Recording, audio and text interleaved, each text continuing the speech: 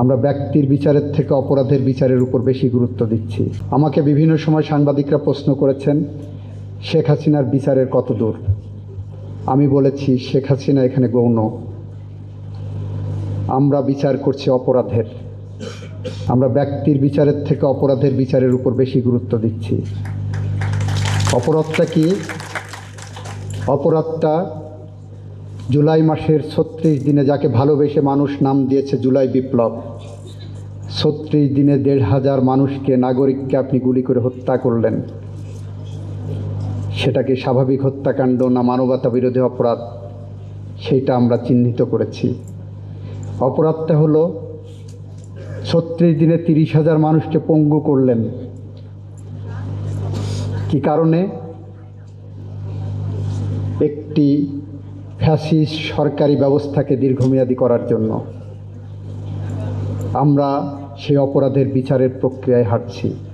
আপনারা যারা মনে করছেন ঠিক আছে শোধবাদ হয়ে গেছে, আপনারা যারা মনে করছেন রাজনৈতিক পরিক্রমায় তাদেরকে আবার পুনর্বাসন করা প্রয়োজন, আপনারা যারা মনে করছেন আপনারা এই প্রক্রিয়ার মধ্য দিয়ে, শোধবাদের মধ্য দিয়ে একটি বাংলাদেশ এগিয়ে নিয়ে যাবেন, আমরা বিনয়ের সাথে বলছি আপনাদের এই মনে করা শুধুমাত্র ভুল না, এটা অপরাধে প্ররোচনা দেওয়ারও শামিল। কেন মনে করছি আমরা? বিগত ১৬ বছর সময়ে বাংলাদেশে শুধুমাত্র ৪,৫০০ উপরে মানুষকে গুলি করে হত্যা করা হয়নি, বিচার বহির্ভূত হত্যাকাণ্ডের শিকার ঘটানো হয়নি। বিগত ১৬ বছর সময়ে বাংলাদেশে শুধুমাত্র ৭০০-র মতো মানুষকে গুম করা হয়নি। বিগত ১৬ বছর সময়ে বাংলাদেশে শুধুমাত্র বিএনপির ৬০ লক্ষ নেতাকর্মীর নামে মিথ্যা গায়েবী মামলা করা হয়নি।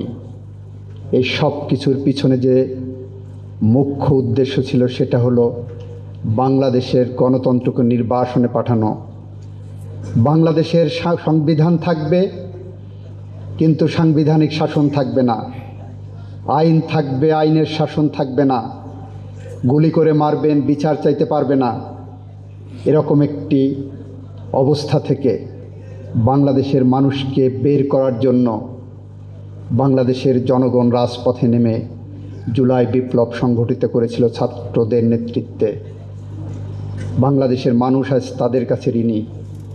কারণ বিগত ১ বছরে আমরা গর্বের সাথে বলতে পারি বাংলাদেশে একজন মানুষও গুমের শিকার হয়নি। বিগত ১ বছর সময়ে আমরা গর্বের সাথে বলি ৮-১০ জন রিপোর্টেড বিচার বহির্ভূত হত্যাকাণ্ডের ঘটনায় রিপোর্ট হয়েছে, সেটাও এই সরকার যথেষ্ট সতর্কতার সাথে প্রায়োরিটি বেসিসে তদন্তে নিয়ে তাদেরকে আইনের মুখোমুখি করছেন। বিগত ১ বছর সময়ে বাংলাদেশের পুলিশ বাহিনী টেকনাফ থেকে তেঁতুলিয়া পর্যন্ত নিজেরা বাদী হয়ে একটিও গায়েবী মিথ্যা মামলা করেনি। এটা আমাদের অর্জন। প্রতিপক্ষকে দমন করার জন্য পুলিশ বাদী হয়ে একটি মামলাও করেনি। আপনারা যদি বলতে পারেন পুলিশ বাদী হয়েছে, আমরা সাথে সাথে ব্যবস্থা নেব। ভিকটিম ফ্যামিলির পক্ষ থেকে কিছু কিছু ক্ষেত্রে মিথ্যা মামলা করা হয়েছে, আমরা সেটা স্বীকার করছি। কারণ আইনি কাঠামোয় আমাদের সেই মামলা ভিকটিম ফ্যামিলি করতে আসলে আটকানোর কোনো আইনি পরিকাঠামো নাই। আমরা সেই অবস্থার থেকে উত্তরণের জন্য ফৌজদারি কার্যবিধির ১৭৩-এর এ ধারায় আমরা ব্যবস্থা নেওয়ার পদক্ষেপ নিয়েছি। আমরা দ্ব্যর্থহীনভাবে বলেছি যে বা যারা রাতের বেলায় মোমবাতি জ্বালিয়ে বিচার বিভাগকে কলঙ্কিত করে গণতন্ত্রকে হত্যা করার জন্য রায় ঘোষণা করেছেন, রাজনৈতিক কর্মীদেরকে সাজা দিয়েছেন, তাদেরকে আইনের আওতায় আনার প্রয়োজন মাননীয় প্রধান বিচারপতি। আমরা দ্ব্যর্থহীন ভাষায় বলছি খায়রুল হক বিচারের নামে যে অপরাধ করে গেছেন সেটি দণ্ডবিধির ২১৯ ধারায় একটি অপরাধ। ওনার অপরাধটা শুধু, এটা আমি পাবলিক ফোরামে বলছি এই কারণে যেটা একটা পাবলিক ইস্যু হয়ে দাঁড়িয়েছে, বাংলাদেশের জুডিশিয়ারিকে যদি কিওর করতে হয়, খায়রুল হকদের এই সমস্ত অপরাধমূলক কর্মকাণ্ডের বিচার আগে করতে হবে।